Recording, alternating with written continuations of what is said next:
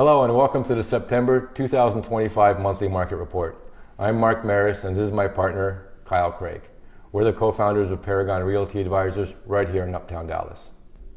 Today we're giving you the housing market updates that are important for you to know and see. First, we'll break down why mortgage rates are finally dropping. We'll explain what's driving rates lower and where experts say they're headed next. This is a must-share update for any potential buyers. Then we'll cover how to reignite hope for stalled sellers. We'll give you the data and visuals to explain why overpricing won't work in today's market and discuss when they can expect activity to pick back up. Finally, we'll highlight the smartest move buyers can make right now. We'll use builder incentives and new construction stats to show you how affordability-strapped buyers can score a better deal today. So let's dive in. Thanks, Mark. To kick things off, let's address the elephant in the room, the economy.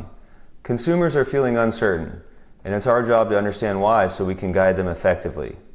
Mark Zandi, the chief economist at Moody's Analytics, recently said, the risks are increasingly high that we're going into a recession. He notes that while we're not there yet, it's becoming harder to turn things around with each passing week. One of the main reasons for this concern is that inflation remains elevated. We can see here on the core PCE price index chart that we are still above the Federal Reserve's target rate of 2%. While we're not at the peaks we saw previously, this persistent elevation keeps pressure on the economy and on the Fed. Adding to that pressure is the discussion around tariffs. Michael Strain from the American Enterprise Institute believes the worst is yet to come when it comes to tariff-driven inflation. He expects to see more evidence of tariffs showing up in inflation over the next few months. This is something the Fed is watching very closely as it weighs its next move. Mark, why don't you walk us through what's happening with the labor market and how that ties to our first key point on mortgage rates? Absolutely, Kyle. On the surface, the labor market looks okay. The unemployment recently increased to 4.2% in July, which is still a relatively healthy number historically. However, when you look deeper, you start to see some cracks forming. As this chart shows, number of jobs added each month is stalling out. We are definitely not seeing the robust job growth we had become accustomed to, and this weakening is a major factor in the recession conversation. And this isn't just economist chatter, it's what everyday Americans are feeling. A recent survey from LendingTree shows that nearly 2 in 3 Americans think a recession is coming. More importantly for us, 74% of Americans admit that world news and current events affect their financial decisions, and that absolutely includes a major purchase like a home. So with all this uncertainty, where is the opportunity? It really comes down to the Federal Reserve. As Daryl Fairweather, chief economist at Redfin, points out, the Fed is in a tough spot. Some say the weakening labor market means it's time to cut rates. Others point to inflation and say a rate cut would be a mistake. The most likely scenario, according to Fairweather, is that the Fed will cut rates to stabilize the labor market, viewing any inflation from the tariffs as temporary. However, she warns that if this assumption is wrong, we could be looking at rate hikes again in 2026. And Wall Street is betting heavily on that first scenario. As of early September, the probability of a federal funds rate cut at the September meeting was 91.7%. Now, it's critical to remember this is the Fed funds rate, not the 30-year mortgage rate, but the anticipation of this cut has already had an impact. That brings us to the core of our first point, why rates are dropping. Redfin's Daryl Fairweather also noted that today's mortgage rates already have the anticipated September Fed rate cut priced in. You can see that right here on this chart from the Mortgage News Daily. After the weak jobs report was released, rates saw a noticeable dip. This means when the Fed officially announces the cut, we shouldn't expect another significant drop in the mortgage rates. The good news is that we've already seen some relief, with the average mortgage payment dropping by about $250 between May and September of this year. Looking ahead, Wall Street investors are currently anticipating 2 federal funds rate cuts this year, according to the CME Group. While this could bring a little more relief, forecasters aren't expecting a massive change in the 30-year fixed rate. If we look at the projections from major players like Fannie Mae, the MBA, and Wells Fargo, they are all fairly aligned. They project the average 30-year fixed rate to land around 6.55% in Q4 of this year and gradually decline to about 6.4% by the second quarter of 2026. Personally, I think we may see a slightly better rate environment than these forecasts suggest, but the overall trend points towards modest improvement in affordability. Mark, how does this environment affect sellers?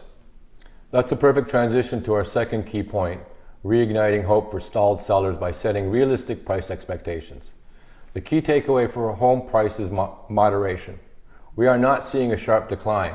As you can see from this chart from the Realtor.com, monthly median listing prices have essentially flattened out and are moving sideways. And this isn't a new phenomenon. Looking at this longer term view going back to 2017, we've seen list prices flatten out for the last several years. The data on sales prices tells a similar story. According to the S&P Case-Shiller, year-over-year home price growth is the slowest it's been since the summer of 2023. We are now clearly in a decelerating, moderating market, and it's critical that anyone selling a home today understands that overpricing simply won't work. And as Danielle Hale, chief economist at Realtor.com says, the extent and persistence of rebalancing really varies across the country.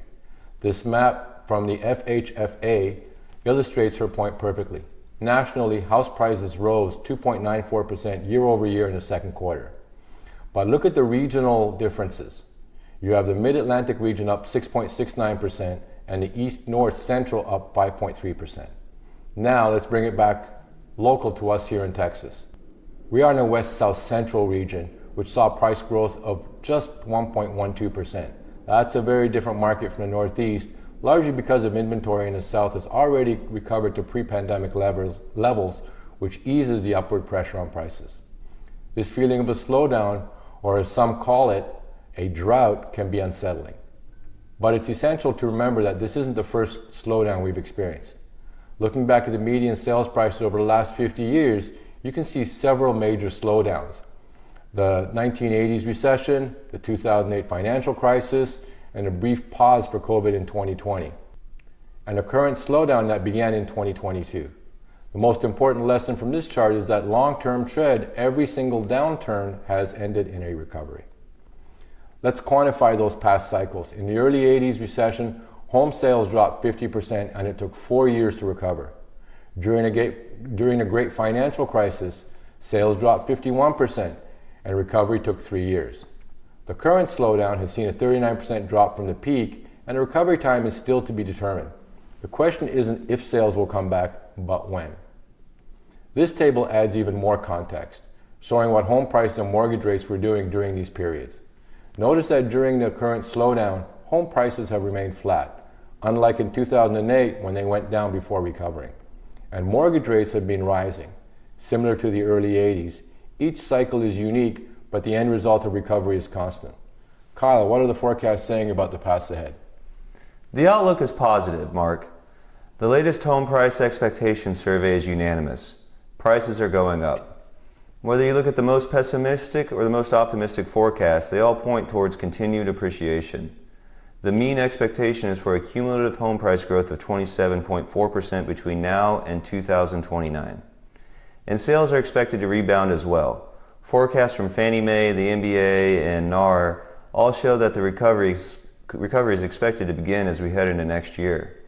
After hovering around 4 million sales in 2024 and 2025, the projection for the next year is about 4.5 million existing home sales. This confirms the historical pattern. Every downturn ends with a recovery. So let's move on to our final point, the smartest move buyers can make right now. It's about new construction. For any buyers who hit pause over the last few years, this could be the opportunity they've been waiting for. Builder incentives are back in a big way. According to the National Association of Home Builders, 66% of builders are currently offering incentives. This can include everything from rate buydowns to paying closing costs to free upgrades. And they aren't just offering incentives, they're also cutting prices. Nearly 4 in 10 builders are dropping their prices to attract buyers. The average price cut on a new build right now is about 5%. On a $500,000 home, that's a $25,000 savings. Many buyers simply don't know these options are on the table, which is where a great agent comes in to guide them through the process. The bottom line is that this is a professional's market. Good agents know what's happening, but great agents can explain it and provide a clear path forward for their clients. That's exactly right, Kyle. At Paragon Realty Advisors, we bring you this report each month to help you do just that. To learn more about the team, and how we serve the Dallas-Fort Worth market, please visit us at our website at www.paragondfw.com. If you found this video helpful, give it a thumbs up, hit the subscribe button and notification bells, and leave your comment below with your biggest takeaways. Thank you for joining us in the September Market Report. We'll see you here next month, back in October. All the best.